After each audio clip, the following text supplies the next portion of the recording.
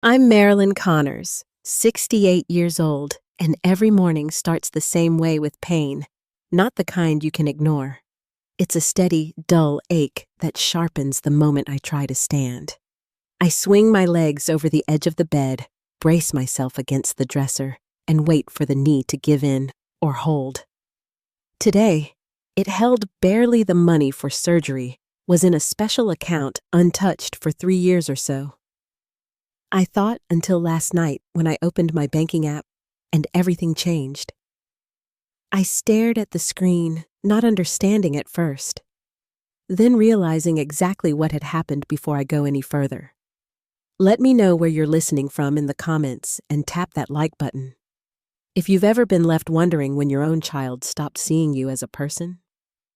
I live alone now in a 2-story home on Lakefield Road, just north of Paso Robles, California.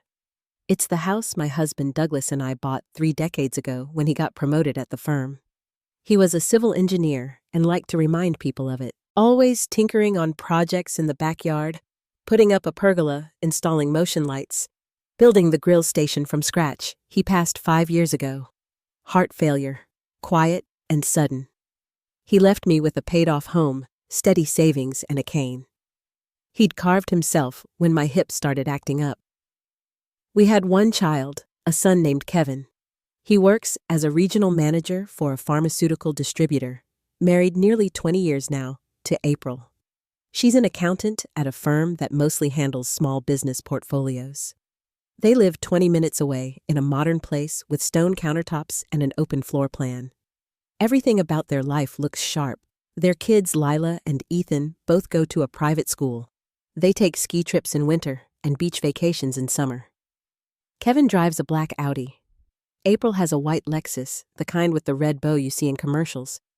If you asked an outsider, you'd think they were the ones supporting me. Not the other way around. The call came just after 900, like it always does when they need something. April's voice was bright, the kind of bright that sounds rehearsed. "How are you feeling, Marilyn?" I told her the truth, the knee's bothering me. "But I'm managing." "Oh, that's awful," she said. And then the pitch came. Lila needed a new laptop, something with design software for a school project. They'd buy it themselves, of course, but this month was tight. Kevin had invested in something through work, and the budget was stretched. "Could I help $3,000? She said, like it was 50. I said, "I'd look into it." She said, I was a lifesaver, and hung up. I made myself tea and sat in the sunroom, the room where we used to host Thanksgiving, with the windows open and Doug carving turkey at the head of the table. I looked at the photos lined up on the windowsill. Our wedding day, Kevin at his graduation, the 4 of them in front of their new house. I was in that last one too, standing slightly off to the side, like I didn't belong there. I used to head up human resources for a large insurance company, spent decades helping people navigate promotions, transfers, conflicts. I liked that work. It made sense. People were grateful most of the time. Now I spend more time watching videos on how to fix the printer or follow a recipe because no one calls to ask for my advice anymore. Last Sunday, I'd offered to bring a pie over. Kevin said they had plans with the Jenners, some friends from his office, maybe another time. Maybe was a word that used to mean possibility. Now it means not likely at the grocery store. I ran into Dorothy from work. She talked about her son, Timothy, coming by to fix the garage and spend the weekend. I nodded and smiled. Didn't say that Kevin had only stopped by 3 times this past year, and each time didn't stay long. Ethan stayed on his phone. Lila rolled her eyes when I offered to show her how to bake. When I got home, I logged into my online banking to see what was possible. Maybe I could spare the laptop money without touching the surgery fund, but the numbers didn't look right. My stomach dropped. I refreshed the page, then checked the transaction history. $80,000 gone, transferred to Kevin's name. I tried to call him. No. Answer. Same with April. Then I called the bank. The teller explained. It had been an authorized transfer through my login. The recipient was listed as Kevin Connors, my authorized representative. I had made him that years ago. After Doug passed, just in case something ever happened to me. He'd helped me set up the new phone around that time too. Probably saw my passwords, but I never thought he'd use them that night. I sat at the kitchen table with a pad of paper and a pen, thinking maybe there had been some mistake. Maybe he'd call back, explain something I hadn't thought of. But the phone stayed silent. The knee throbbed under the table. Every time I stood, I remembered what that money was for and how far away relief felt. Now. The next morning, I tried calling again, then called his office. The receptionist said he'd taken a few days off for personal reasons. April wasn't picking up either. It wasn't until later that day, when I found the photo on her sister's Facebook page, that I realized where they'd gone. They were smiling, standing on a beach in the Maldives. When I opened that photo, I just sat there staring. Kevin and April stood on a white sand beach, smiling under a perfect blue sky. He had a cocktail in one hand. She was wearing sunglasses, the kind that always looked expensive. In the background was a resort I recognized from one of those glossy travel magazines. The caption said they were enjoying a much-needed getaway in the Maldives. I didn't move for a long time. Then I picked up the phone and dialed his number again. No answer. I tried April next. Still nothing. I left a message, then another. That evening I checked their other posts. April hadn't posted in days, but her sister had tagged her in several more pictures. Kevin eating lobster on a candlelit terrace, the two of them floating in a pool that looked like it belonged on a postcard. By the time the phone rang the next morning, I had already stopped expecting a real answer. But it was him. Kevin. His voice was tight, like he'd just finished running. "Hey, Mom," he said. "I just got your message." I asked him straight out. "You took $80,000 from my account." "That was the money for my knee surgery." There was a pause, and then he said, "It's not what you think." I didn't say anything. He kept going. "This trip? It's important. It's not just a vacation, Mom. I'm meeting people, networking. It's an investment. I didn't mean to scare you. I just borrowed it." I told him the surgery was in 3 weeks. "I'll pay you back," he said. Like that settled everything. "You'll get it back with interest. Maybe in a month, maybe 2 tops. I'm just waiting for my bonus." I could hear April in the background. She was asking if it was me. Kevin told her not to worry. "We have a boat thing later," he said into the phone. "But let's talk when we're back, okay? It's going to be fine." He hung up before I could respond. I sat there, holding the phone, trying to understand how we got here. That night, I called the bank again. I asked to speak with my financial advisor, Gordon Myers. He'd helped me set up my accounts after Doug passed. We spent an hour locking everything down, freezing the credit cards Kevin had access to, changing my login details, adding 2-step verification, even switching my phone banking code. Gordon was kind about it. Said it wasn't technically fraud, not when Kevin had been listed as my authorized user. Said I could take it to court if I wanted, but it'd be a civil suit. I hung up and sat in silence. That evening, I called the clinic to cancel my surgery. The woman on the phone sounded genuinely sorry. She said I'd go back on the waiting list. The next available opening was in 4 months. 4 months. That meant 4 more months of not being able to climb stairs without bracing on the railing. 4 more months of painkillers that barely worked. 4 more months of trying to act like everything was fine when it wasn't. Kevin didn't call again until the following evening. When I answered, his voice was sharp. "What did you do?" I asked what he meant. "Our cards were declined," he said, "at a restaurant, with people from work. It was humiliating." He put me on speakerphone. April's voice came through loud and clear. "Marilyn, this is serious. We're overseas. You can't just freeze the cards. We have limited cash." "They're my cards," I said. "My accounts." Kevin knew they were only for emergencies. "Don't be ridiculous," he snapped. "You're being childish. This isn't just about us sipping drinks on the beach. This is business. Real business. I didn't say anything. April jumped in. Marilyn, we get that you're upset, but this is extreme. We're in a bind here. You have to unlock them. What about my bind? I asked. The surgery I had scheduled. The pain I deal with every day. You took that from me. There was a pause. Then Kevin said, God, Mom. It's just a knee. You always blow things out of proportion. Something in me shifted. I told him I was done. That the cards would stay frozen. That I wasn't going to play this game anymore. April's voice turned syrupy. Let's not say things we can't take back. We're all family here. No, Audrey. I said, I've let too many things go unsaid. That's how we ended up here. Kevin tried again. You don't understand what things cost these days. Schools, cars, mortgages. We're not rich, Mom. We just want a good life. I reminded him he earned a 6-figure salary, that April's job paid well, that their house was worth twice what mine was. You don't get it, she said. You have no idea what it's like to try and maintain a respectable lifestyle. And then she said it.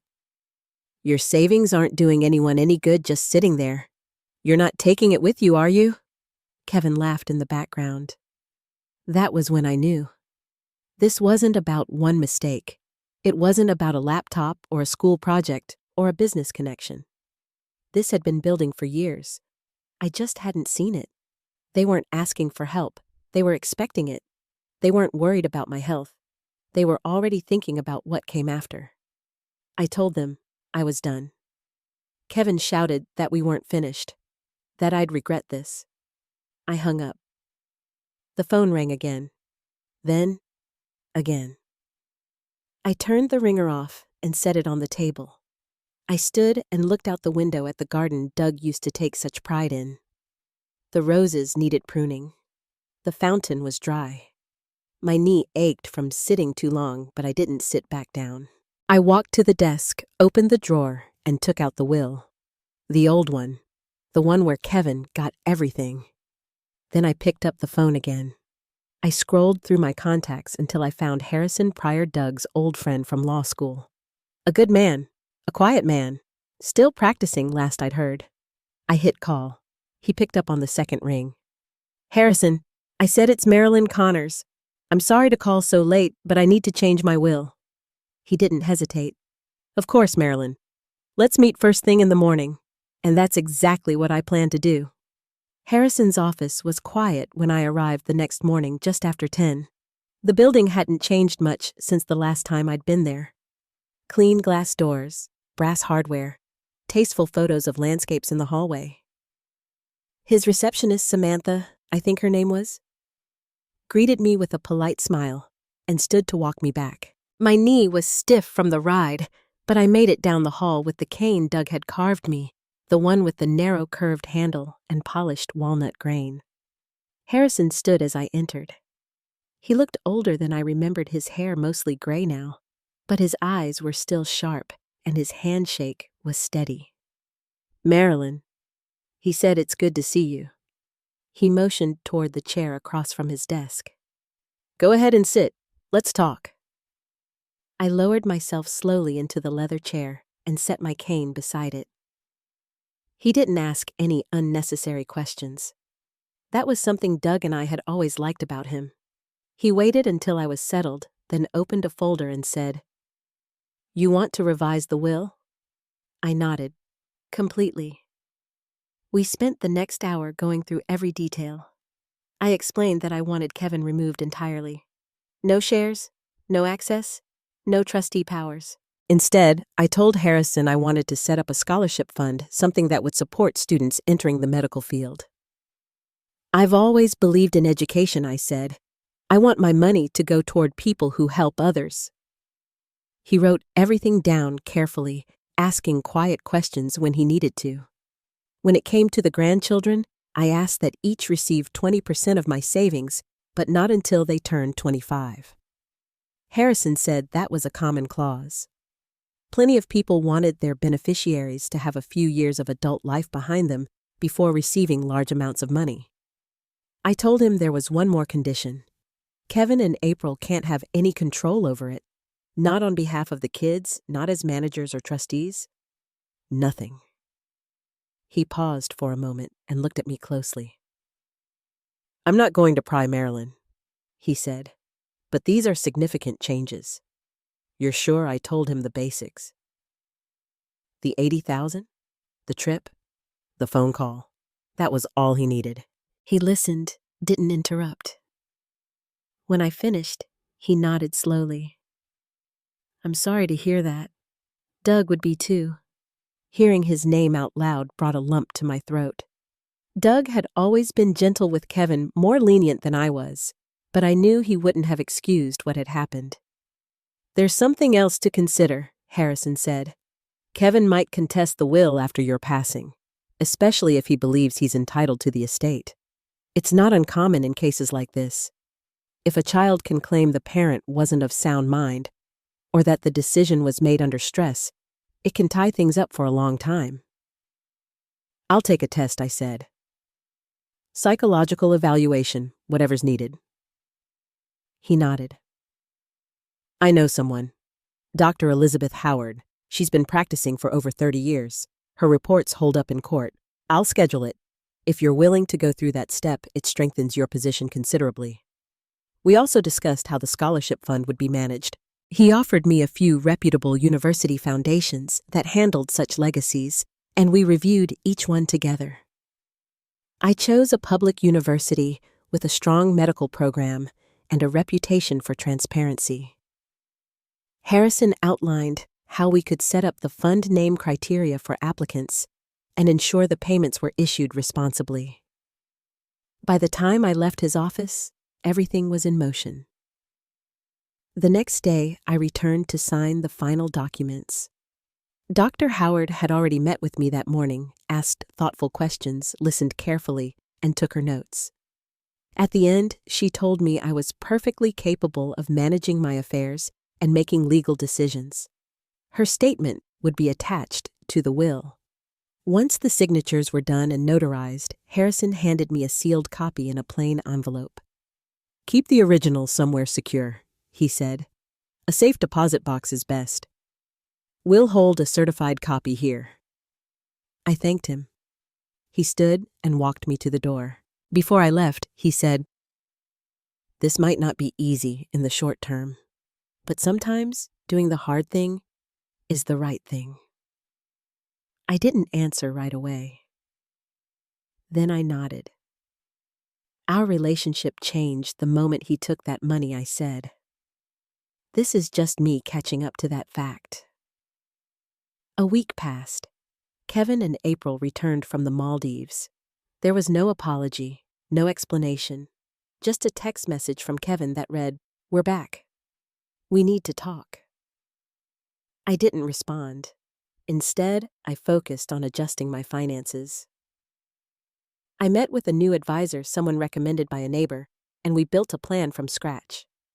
It wasn't ideal, but between some older stock Doug had bought in the early 2000s and a small loan against the house, I might be able to afford the surgery within a year. That meant another long stretch of pain, but at least now I had something to work toward. The calls started 2 days after they got back. Kevin left messages. At first they were casual. Then they turned impatient. Then quiet again, almost pleading. I listened to them all, but didn't answer. April messaged too. Emails, texts, even a message relayed through Dorothy's daughter, who lived on the same block as April's sister. I answered everyone the same way. I'm focusing on my health. I'm not ready to talk. 2 weeks later, Kevin came to my house. I saw his car from the kitchen window. He knocked, rang the bell, called my name through the door. I didn't move. Eventually, he left a folded note on the doorstep. "Call me. This can't go on." That was all it said. 3 days later, I came home from the store and found him sitting on the front steps. His suit was wrinkled. His eyes had dark circles under them. When he saw me, he stood. "Mom," he said, "please, just talk to me." I unlocked the door. All right, I said. Let's talk. We sat in the living room. I offered tea. He declined. I know I messed up, he said. What I did was wrong, but I'll make it right. I'm getting a bonus next quarter. As soon as it hits, I'll pay you back every cent. With interest. I looked at him for a long time. It's not about the money anymore, Kevin. He blinked. What do you mean? I mean, you showed me who I was to you. Not a mother, not family, just a funding source. That's not true, he said quickly. I care about you. I made a mistake. One mistake. No, I said quietly. It wasn't just one.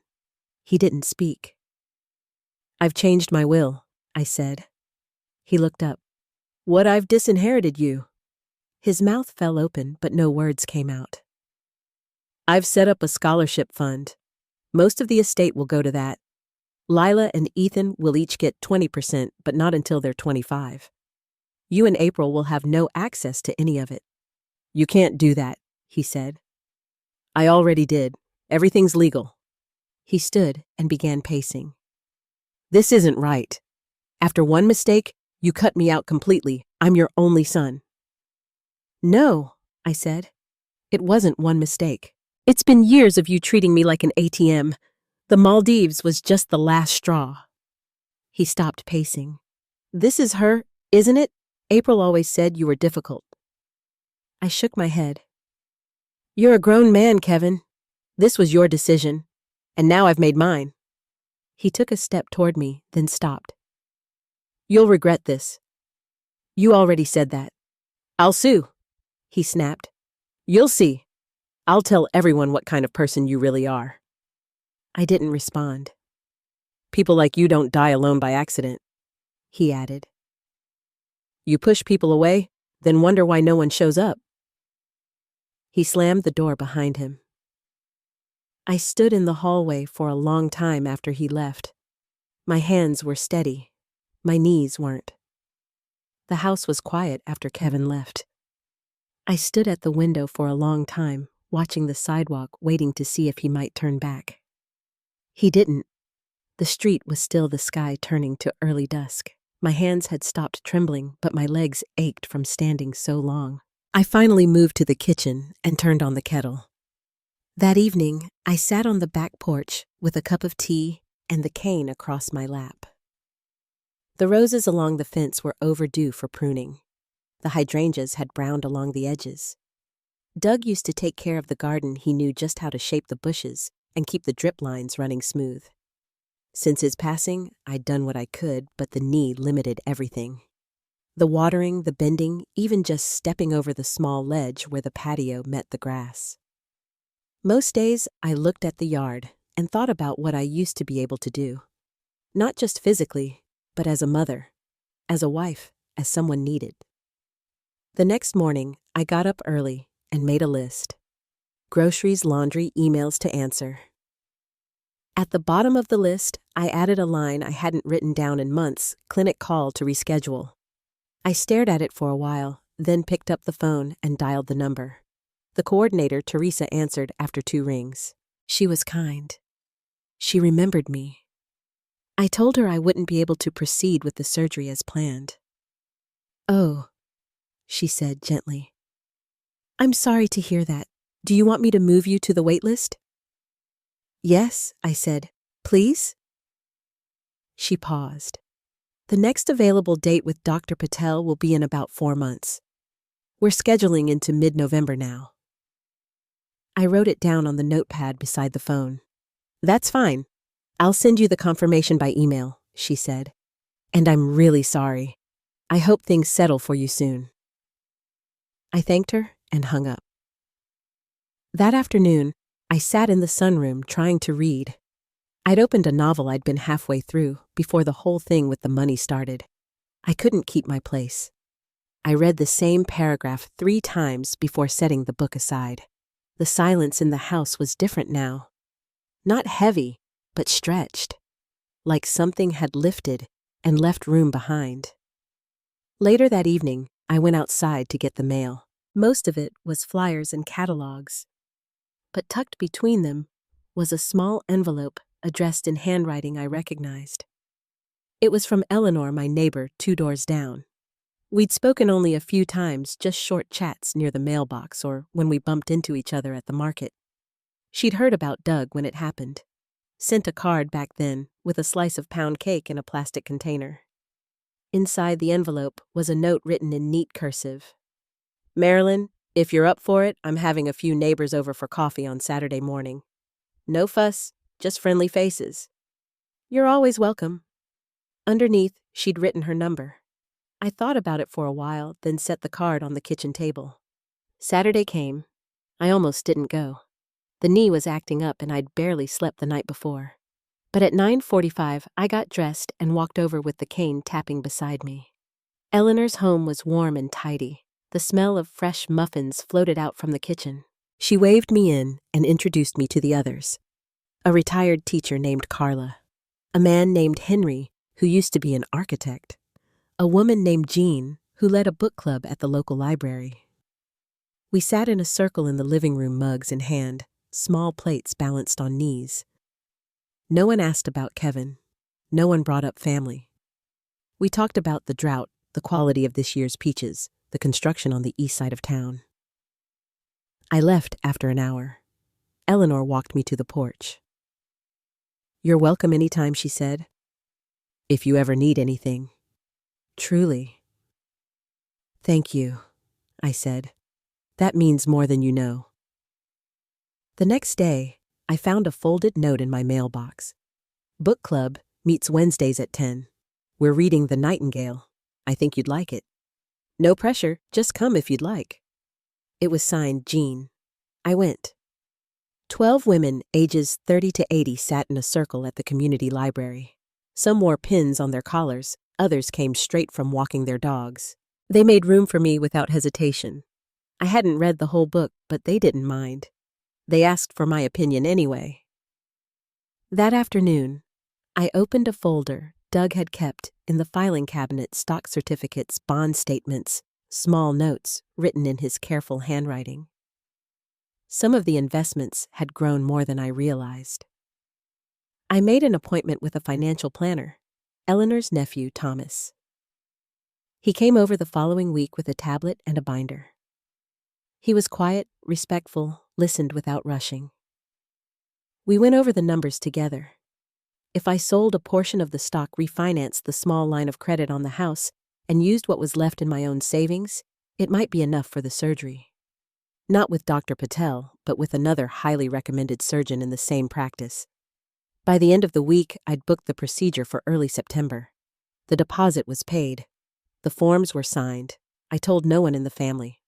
The surgery came and went. It was hard. The first days were especially rough. But Eleanor brought groceries. Dorothy, my former coworker, stopped by twice a week with casseroles and stories from town. Harrison arranged for a car to take me to physical therapy. His wife, Evelyn, called just to chat. The house, once so still, felt different. The quiet no longer carried weight. It felt like air, like space to move. 3 weeks after the surgery, I walked unaided from the front steps to the sidewalk and back. Just once, slow and steady, but I made it. The next morning, I signed up for watercolor classes at the community center, Saturdays at 10. It was a warm Tuesday afternoon when my phone rang. I was at the kitchen table with guidebooks spread out in front of me, maps of Italy, a few notes I'd written in the margins, a list of train routes between Florence and Venice. The number flashing on the screen stopped me. It was Kevin. I let it ring once, then twice, and answered on the third. "Marilyn Connors," I said. There was a pause. Then, "Mom." "It's me." His voice sounded different. Strained, maybe. Hesitant. "I know," I said. I was just calling to check in," he said. "How have you been?" "I'm recovering," I said. "The surgery was 3 months ago." "You had it?" he asked. "Already." "I did." There was another pause. How How did you manage that? I found a way, I said. He didn't say anything for a moment. Then quietly, I'm glad. I'm glad it worked out. I waited. He exhaled. Things have been hard. There's been a restructuring at the company. My role was dissolved. I'm sorry to hear that, I said. I've been applying everywhere, he continued, but the market's tight, and April's hours got cut at her firm. We're in a tough spot. I stayed quiet. I wouldn't ask if it wasn't serious, he said. We've got the mortgage, tuition, basic stuff. I just need a little help. Temporary until something comes through. How much, I asked. He cleared his throat. 30,000 would really help. But if that's too much, even 20 would make a difference. I looked at the itinerary I'd sketched out that morning: 3 days in Rome, 2 in Florence, a weekend in Venice. Kevin, I said, I'm not giving you any money. He was quiet. Then he said, What I said, no. But Mom, this is serious. We're not talking about luxuries. We're talking about bills. Keeping the house. You live in a house twice the size of mine, I said, with 2 luxury cars and a private school tuition. You have options. You don't understand, he said, his voice rising. I can't just sell the house. What would people think? What happens when I get an interview and I'm driving a 10-year-old car? What happens, I asked, if you keep waiting for someone else to solve problems you created? He was quiet again. I admitted what I did was wrong, he said. I told you I was sorry. What else do you want from me? I want you to take responsibility, I said. You're 44 years old, Kevin. You're educated. You've had good jobs. You know how to make things work. So that's it, he asked. You're cutting us off, just like that. No, I said. I'm not cutting you off. I'm stepping back. There's a difference. His voice turned cold. You really think this is the right way to treat family? I think this is the only way I can keep from losing myself, I said. You'll regret this, he said. When we lose the house, when the kids have to leave school, when we're stuck. You won't be stuck, I said. You'll make choices. Sell what you can. Downsize, adjust. People do it every day. You've changed, he said. I have, I said, and I hope you do too. I ended the call and set the phone down. My tea had gone cold. I poured a fresh cup. A week later, Dorothy mentioned she'd heard from someone at the bank that Kevin had sold one of the cars. A few days after that, Eleanor told me April had accepted a full-time position at a new firm downtown. They were making it work, just as I suspected they could. The next few weeks were busy. I finalized the travel plans. Booked flights, reserved hotels, practiced a few Italian phrases each morning while making breakfast. Walter, Eleanor's brother, asked if I'd like company on the trip. I thanked him but said no. I wanted this one for myself. Doug and I had always dreamed of Europe, said we'd go after retirement. Life had other plans.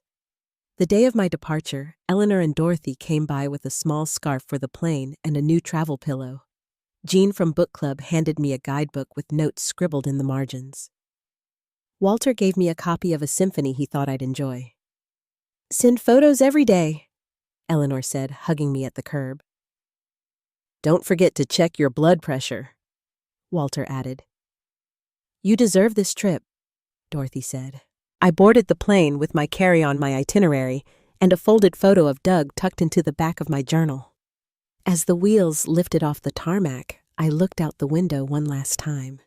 The city below faded into a patchwork of rooftops and roads. Ahead was something new. Not a reward, not a replacement, just a beginning. I landed in Rome just after noon.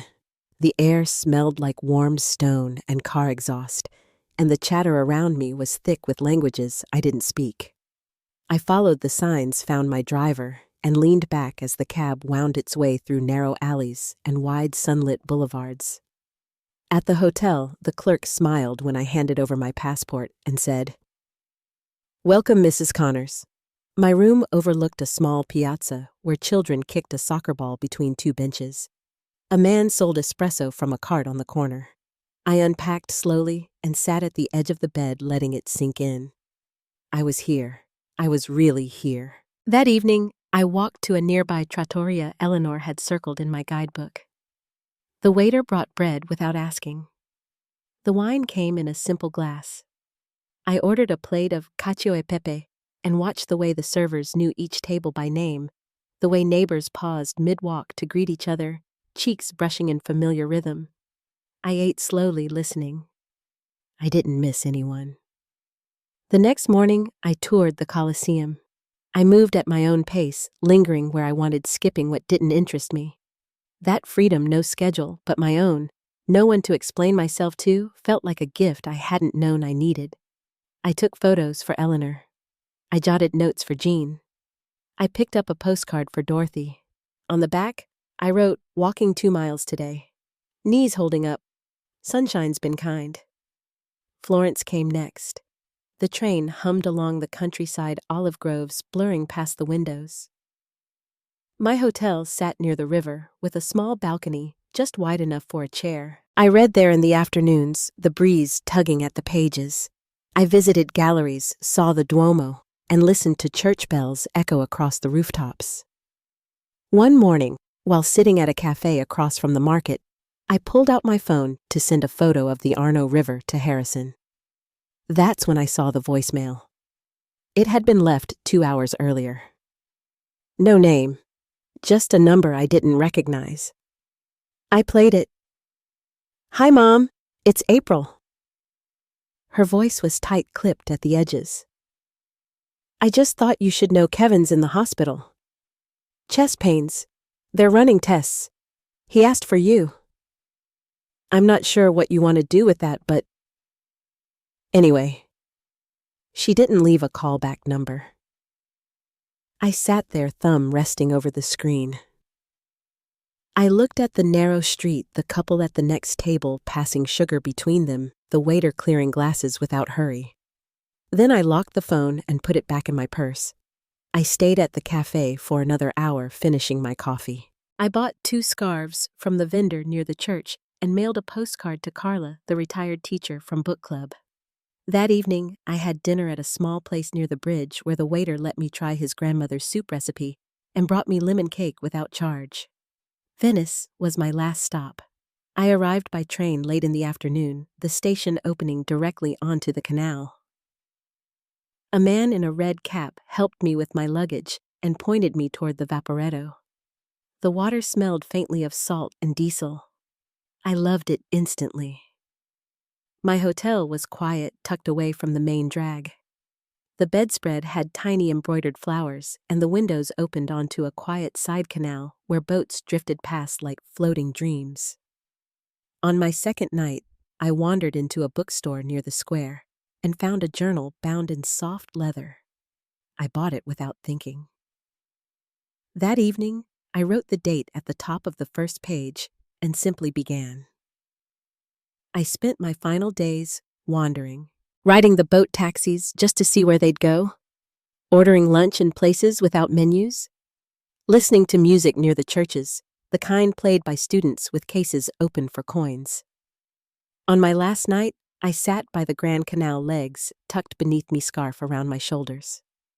I watched the lights ripple across the water and listened to the low hum of conversation floating from open windows. My phone buzzed again. A message from Kevin. "We're home. He's okay. Hope your trip was worth it." I stared at it for a moment, then pressed delete. The plane ride home was long, but calm.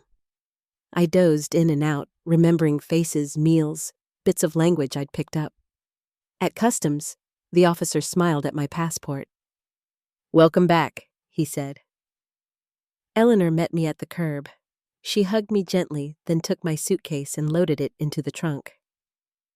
"How's the knee?" she asked. as we pulled out onto the highway. "Better every day," I said. "That trip changed you," she said. "You look different." I glanced at the passing trees. "I feel different."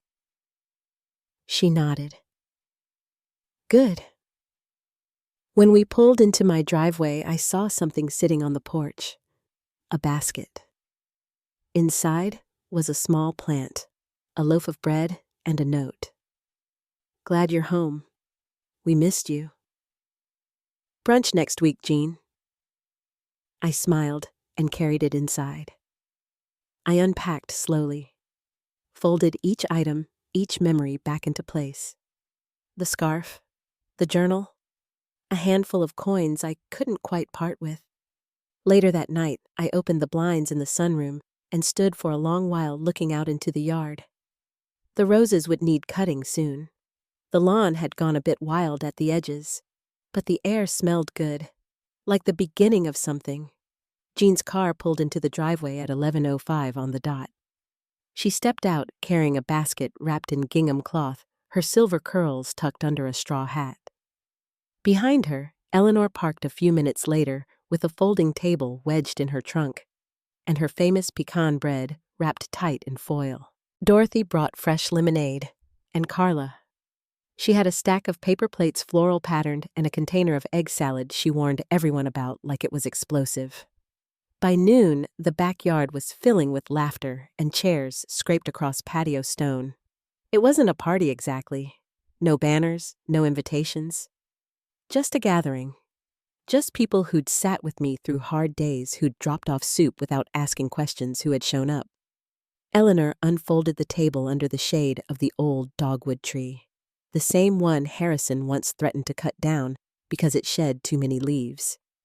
We used to argue about it every October, and now its branches stretched wide, casting soft dapples over the grass. Around 1, we started passing plates. The rhythm was easy. Conversations overlapped. Jean kept her sunglasses on even as the clouds rolled in, and Dorothy handed out cloth napkins like she did every year at her garden luncheon. When Carla spotted the stack of mail I'd left sitting on the porch bench, real estate flyers addressed in bold print, she gave me a quick look but didn't say a word. "I'm not selling," I said simply. She smiled. "Didn't think so." A little later, Eleanor asked if she could see the scarf I'd brought her from Florence. I led her inside, past the entryway, past the spot where the old family photo had once hung. The walls were bare now, save for one small watercolor I'd picked up from a street artist near the Ponte Vecchio. She held the scarf up to the light. "You remembered my favorite color." "I always do," I said. We walked back out and settled into our chairs again, the conversation flowing as naturally as the breeze. Around 3, I heard a car engine I didn't recognize. Then 2 doors closed in quick succession. I stood smoothing the front of my shirt. Kevin walked around the side gate first. His shoes looked too new. His hair had gone grayer. April followed close behind, arms crossed tight against her chest. Neither one of them said anything. Eleanor stood slowly and placed her cup on the table. The others followed, not in alarm, just a kind of quiet readiness, like they'd already known this moment might come. Kevin cleared his throat. "I didn't come to argue." "Good," I said, "because you won't be staying." "I just thought—" He paused, glancing toward the house. "Maybe we could talk." I didn't move. "You remember our bench?" he asked, nodding toward the far end of the yard, where a slatted wooden seat sat between 2 rose bushes. It hadn't been used much since Harrison passed. I nodded once and walked over. He followed. We sat without speaking for a minute or two. The breeze rustled the leaves. From behind us came the low clink of plates being gathered. Chairs quietly shifted. My friends knew when to give space. Kevin leaned forward, elbows on his knees. "I was angry," he said. "Back then. When you left." "I know. I thought you were abandoning everything." I let the silence sit for a beat. "You already had," I said finally. long before I left. He didn't argue. I've been different since the hospital, he said. I've had time to think. I watched a small bird hop across the lawn. I don't expect you to forget what happened, he continued, but I wanted to say I was wrong, and I'm sorry. I nodded slowly, not out of forgiveness, not yet, but out of acknowledgement of the fact that he'd come, that he'd said it. April stood off to the side, arms still crossed. Her eyes never met mine. Kevin rose first. We'll go. Before he turned away, he looked at me one last time. I'm glad you kept the place. I didn't keep it, I said. I came back to it. He gave a small nod. Then they left. When I returned to the table, Eleanor reached over and poured me another glass of lemonade. Still cold, she said. We sat back down. Someone suggested dessert, and Jean pulled out a cherry pie. The rest of the afternoon passed like the first half had quiet, full, and hurried. My friends didn't ask what Kevin had said. They didn't need to. As the sun lowered behind the trees, the chairs were folded dishes, stacked baskets repacked with napkins, and half-finished casseroles. We hugged goodbye one by one. You sure you're all right? Dorothy asked, holding my hands. I'm sure, I said. Really? They pulled out of the driveway in 2s and 3s. When the last car disappeared down the street, I stood alone on the porch watching the dusk roll in. The house behind me was calm, mine again. It was nearly dusk when I found the envelope tucked beneath the front doormat. No return address. Just my name in handwriting I didn't recognize. Inside was a folded sheet of cream paper and a note written in blue ink. Mom, I wanted to say thank you for the backyard, for the pie, for letting us come at all. April's still unsure. I think she's afraid to hope. I'm still working on her. I'm working on me too. Love, Kevin. I read it twice. Then once more. Then I slipped it between the pages of the old cookbook Harrison had given me our first Christmas together, and I set it on the shelf beside the window where the light was softest in the mornings. That spring, I started planting again. Marigolds along the fence. Tomatoes in the raised beds. I even cleared the corner where the garden bench sat, scrubbed it clean, oiled the wood, and brought out 2 cushions from the attic that still smelled faintly of cedar. A few weeks later, on a Saturday morning, the doorbell rang. When I opened it, April stood there, alone. She didn't step forward, just stood on the porch, with her hands folded around a sealed container. I made chicken salad, she said, the kind you used to bring to the lake. I nodded. You want to come in? She looked past me into the hallway. I think I do, she said quietly. We sat at the kitchen table. She talked about the kids, about how her youngest was learning to drive, and her oldest had just started looking at colleges. She asked if I still baked. I said I did. She asked if I'd ever thought of coming to visit. I'd like to, I told her, when the time feels right. She gave a small smile and didn't push. Before she left, she hugged me. Not tight, not long, but she did. The house is quieter now, but it no longer feels hollow. It feels full in different ways. Full of small routines. Morning walks. Sunday calls with Carla. A letter from Kevin now and then. April dropping off fabric swatches for curtains she wants to make but never starts. And the bench out back gets used again sometimes, just by me, sometimes not. I've learned something in these months. That peace doesn't always come wrapped in perfect apologies or grand gestures. Sometimes it arrives slowly, like morning light through sheer curtains, quiet, steady, and enough. You don't have to shout to be heard. You don't have to give everything to be loved.